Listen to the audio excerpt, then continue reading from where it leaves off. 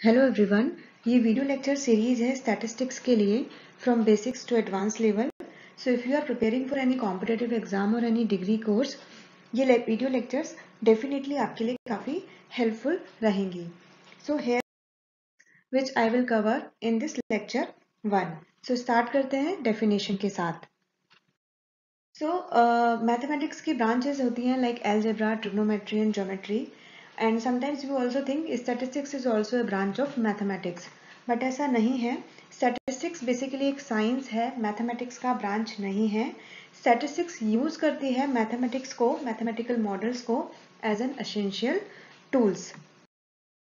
सो ये जो वर्ड है स्टैटिस्टिक्स, ये 3 वर्ड से आया है, Latin, Italian and German words, and तीनों वर्ड्स का मतलब भी सेम है, political state. State means political region, like हमारी कंट्री में जो स्टेट्स हैं, UP, MP and all.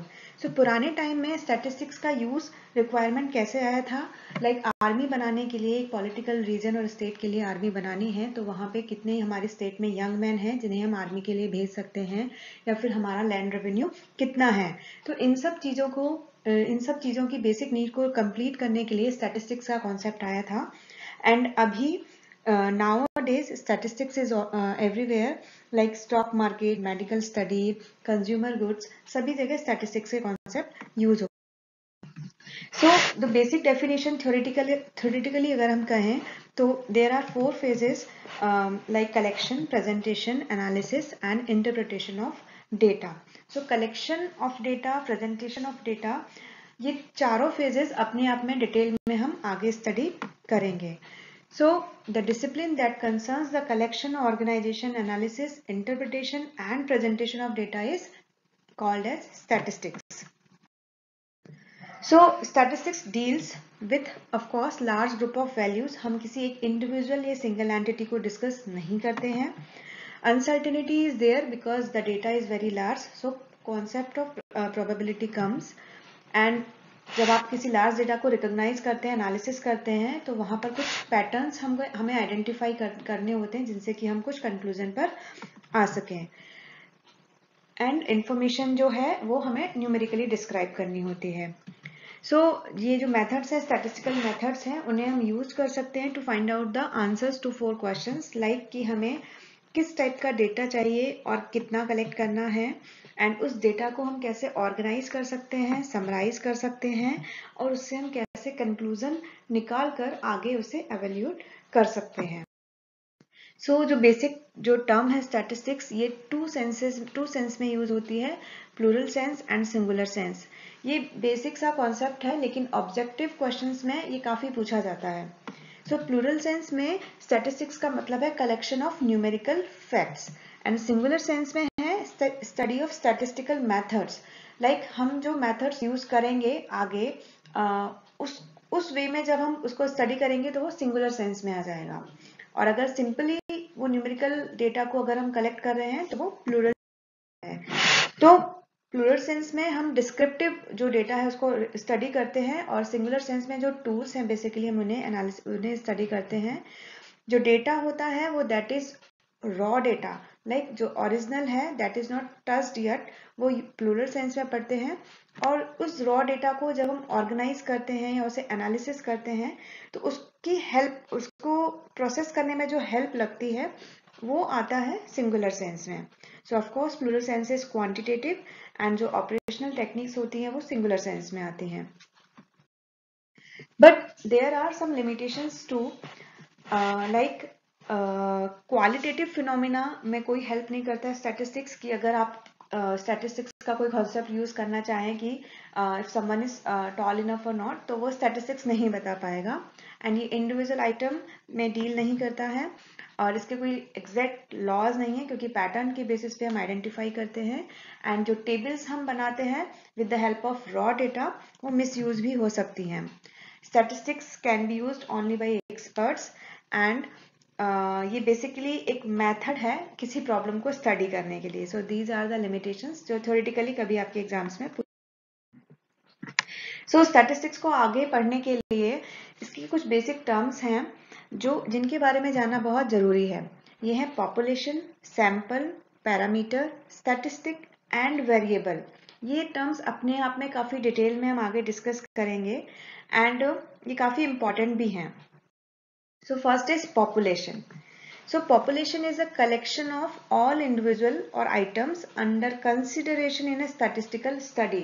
Like जब हम सेंसस हमारे देश की होती है, कंट्री की होती है, तो हमारी जो वो पॉपुलेशन काउंट होती है, वही पॉपुलेशन हम यहाँ पे डिस्कस करेंगे कि हमारा जो पूरा रॉ डेटा है उसे हम एज अ पॉपुलेशन कंसिडर करेंगे. सो लाइक ये सर्कल में पूरा सर्कल विल बी पॉपुलेशन, और इसका थोड़ा सा पार्ट जो हम स्टडी के लिए लेते हैं, एनालिसिस के लिए लेते हैं, उसे हम कहते हैं sample. So sample is a part of the population, जहां से हम कुछ इंफॉर्मेशन कलेक्ट करते हैं, और we can say that it is a subset of population.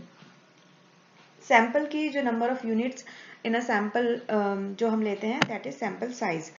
तो लाइक जैसे हम ब्लड टेस्ट के लिए जाते हैं, तो वो पूरा जो बॉडी में हमारा ब्लड है वो एक पॉपुलेशन की तरह ट्रीट किया जाएगा, और जो भी हमें डायग्नोसिस करना है, जो भी हमें टेस्ट कराने हैं, उसके लिए हम जो थोड़ा सा सैंपल देते हैं, that will come under the category of sample. So this is about population sample. So अभी क्वेश्चन आता है कि हमें सैंपल क्यों सेलेक्ट करने होते हैं. तो जब पॉपुलेशन बहुत ज़्यादा होती है, लाइक डेटा हमारे पास इतना ज़्यादा है कि हम उसे स्टडी नहीं कर पा रहे हैं, तो उसके लिए फिर हम एक सैंपल लेके उसे स्टडी करते हैं, और उसके बेसिस पे रिजल्ट्स फाइंड आउट करते हैं. और हमें रिजल्ट फाइंड आउट करने हैं शॉर्ट टाइम में, लाइक हमारे पास टाइम नहीं है कि हम इतना लार्ज डेटा को स्टडी कर पाएं. So that is why also we take sample and study that sample, and on the basis of that sample हम कंक्लूजन्स निकालते हैं. जब एरिया ऑफ सर्वे बहुत बड़ा हो तो भी हम सैंपल सेलेक्ट करते हैं. हमारे पास रिसोर्सेज लिमिटेड हों, resources in the sense money भी और ट्रेन्ड पर्सन्स भी, या फिर किसी इन्वेस्टिगेशन के अंडर कोई पर्टिकुलर डेटा है वो डिस्ट्रॉय हो गया है, तो उसे जो बचा हुआ डेटा है वो सैंपल कहा जाएगा. So these are the reasons कि हमें पॉपुलेशन से सैंपल को select. Now comes to the parameter and statistic. So parameter is an unknown numerical summary जो पॉपुलेशन को डिस्क्राइब करती है, और स्टैटिस्टिक्स है वो नोन न्यूमेरिकल समरी है जो सैंपल को डिस्क्राइब करती है. सो स्टैटिस्टिक बेसिकली हेल्प करता है सैंपल से हमें इंफॉर्मेशन निकालने के लिए. सो लाइक प्रपोर्शन P है 18 to 30 ईयर ओल्ड के लोगों में लिया गया था कि वो once in a month movie देखने जाते हैं, लेकिन पैरामीटर में कहीं भी एक्सप्लेन नहीं किया है, मेंशन नहीं किया है कि वो किस कैटेगरी के एज ग्रुप के लोग हैं. जबकि स्टैटिस्टिक क्या होगा कि वो 18 to 30 ईयर के जो लोग हैं, जो once in a month, at least once in a month movie देखने जाते हैं, वो किस सैंपल से लिए हुए हैं, 18 to 30 year old age group से ही लिए हुए हैं. So this is the difference between parameter and. So आगे जब हम मेजर ऑफ सेंट्रल टेंडेंसी पढ़ेंगे, तो वहां पे जब मीन, मीडियन, मोड एंड बाकी सारे मेथड्स आएंगे, तो वहां पे कंफ्यूजन बेसिकली होता है कि नंबर ऑफ ऑब्जर्वेशंस हम कभी कैपिटल एन यूज करते हैं, कभी स्मॉल एन यूज करते हैं, कभी वेरिएंस के लिए वी यूज सिग्मा, कभी वेरिएंस के लिए वी यूज एस, कहीं मीन के लिए म्यू यूज होता है, कहीं एक्स बार यूज होता है.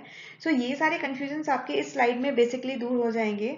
सो जब भी सैंपल की बात आएगी क्वेश्चन में, तो वहां पे आप लाइक पॉपुलेशन के लिए आप जनरली कैपिटल एन यूज करते हैं, टोटल नंबर ऑफ आइटम्स या ऑब्जर्वेशंस के लिए. अगर सैंपल दिया है क्वेश्चन में, तो फॉर्मूले में हम स्मॉल एन यूज करेंगे. सिमिलरली वेरिएंस में अगर पॉपुलेशन है तो सिग्मा, और सैंपल वेरिएंस है तो स्मॉल एस. तो ये है. नेक्स्ट आता है वेरिएबल्स. सो वेरिएबल क्या है, जो भी individual to individual, person to person कोई भी चीज जो वेरी होती है वो वेरिएबल होता है, like height, weight, blood group, eye colour. So ये सब वेरिएबल्स हैं. सो यहाँ पे वेरिएबल्स को क्लासिफाई किया है दो कैटेगरी में, क्वालिटेटिव या कैटेगरिकल, और सेकंड है क्वांटिटेटिव या न्यूमेरिकल. सो क्वांटिटेटिव कोई भी चीज होगी, सो वी नो दैट वो डिस्क्रीट और कंटिन्यूअस हो सकती है. डिस्क्रीट मीन्स नंबर्स है, लाइक काउंटिंग नंबर्स 1 2 3, सो वो काउंटेबल नंबर्स डिस्क्रीट वेरिएबल्स में आते हैं. कंटिन्यूअस मीन्स लाइक किसी का वेट है, जैसे हम 62.5 से भी डिस्क्राइब कर सकते हैं, 62.57 से भी डिस्क्राइब कर सकते हैं. तो 62.57 विल बी 62.6. तो जो वेट है वो नियरेस्ट ग्राम और नियरेस्ट 10th ऑफ ग्राम तक भी एक्सप्लेन किया जा सकता है. सो दैट इज आपका कंटिन्यूअस वेरिएबल. नेक्स्ट है स्केल। जैसे हमने वेरिएबल को क्लासिफाई किया क्वालिटेटिव और क्वांटिटेटिव वे में, वेरिएबल्स को हम डिस्क्राइब कर सकते हैं according to the scale also. Scale की जरूरत क्यों हुई? तो स्केल बेसिकली वेरिएबल को देता है एक स्ट्रक्चर और उनकी मीनिंग को प्रॉपरली डिफाइन करता है। जैसे अभी हम वो नेक्स्ट स्लाइड में स्टडी करेंगे। नेचर ऑफ वेरिएबल या फिर जो स्केल्स हैं उनको नॉमिनल, ऑर्डिनल, इंटरवल और रेशियो इन 4 कैटेगरी में क्लासिफाई किया है। ये फर्स्ट है नॉमिनल वेरिएबल।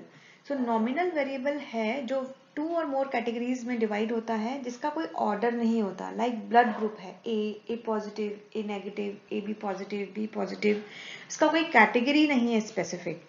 वो आता है आपका नॉमिनल वेरिएबल्स में। ऑर्डिनल में क्या आता है? जहाँ पे एक लॉजिकल ऑर्डर में हम किसी वेरिएबल को डिफाइन कर सकें, ठीक है। हाउएवर यहाँ पर कोई रिलेटिव डिस्टेंस नहीं है दोनों के बीच में, जो कि इंटरवल में आएगा। लाइक एग्जाम्पल क्या है? जैसे हम किसी प्रोडक्ट को रेटिंग करते हैं गुड, बैड और बेस्ट, या फिर कॉफी का कप है हमारे पास स्मॉल, मीडियम, लार्ज, तो वो आता है आपका ऑर्डिनल वेरिएबल्स में।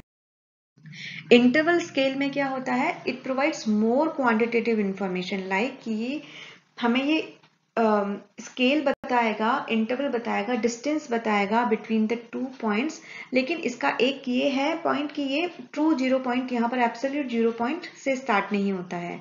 द फ़ारेनहाइट डिग्री स्केल जो होता है वो टेम्परेचर के लिए वो आएगा आपका इंटरवल स्केल में। Ratio scales are similar to interval scale, बस यहाँ पर ट्रू 0 पॉइंट होता है। जैसे हाइट ऑफ ए पर्सन जो है वो रेशियो वेरिएबल में आता है, बट वो इंटरवल स्केल में नहीं आएगा। क्यों? क्योंकि हाइट ऑफ अ पर्सन, किसी भी पर्सन का जो हाइट है उसका रेफरेंस पॉइंट हम 0 से बताएंगे, कभी भी किसी भी मिडिल ऑफ द नंबर से नहीं बताएंगे। This is the difference between interval and ratio scale. Next is collection, qualification and presentation of data. Collection is basically we are collecting the data related to the problem under investigation. फिर जो भी data हमने collect किया है we will organize this data with the help of by editing, classifying और tabulating. जो भी data हमने ऑर्गेनाइज किया है टेबल्स की फॉर्म में, कभी कभी डेटा इतना बड़ा होता है कि उसको आइडेंटिफाई करना है, विजुलाइज करना इतना आसान नहीं होता। We present this data with the help of graphs, tables और diagrams, and after that we analyze the data using average, dispersion और correlation, and then next आता है interpretation of data। जो conclusions हमने बनाए हैं उनके basis पे हम decision लेते हैं। The science of data to assist in making more effective decisions is basically statistics. Data collection. Data collection क्या है? Process है systematic gathering of data for a particular purpose from various sources. काफी सारे sources से हमें data collect कर लिया है। डेटा उसके बाद we will organise this data.